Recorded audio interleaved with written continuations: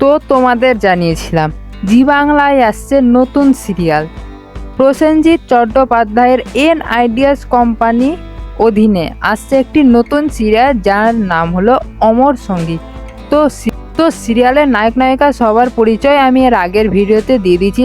তো যদি তোমরা না দেখে থাকো তো এই ভিডিওটা শেষ করে অবশ্যই এই ভিডিওটা দেখে নেবে। তো সেই ভিডিওতে আমি শুধু সিরিয়ালটার নামই বলেছিলাম এবং নায়ক নায়িকারই নাম বলেছিলাম, কিন্তু সিরিয়ালটা কোন সময় আসছে এটা আমি তখন বলতে পারিনি। কিন্তু আজ তোমাদেরকে কনফার্ম করে দিচ্ছি সেই সিরিয়ালটা আসছে 12ই আগস্ট 2:30টার দিকে। হ্যাঁ, দুপুর 2:30টার দিকে আসছে সেই সিরিয়ালটা।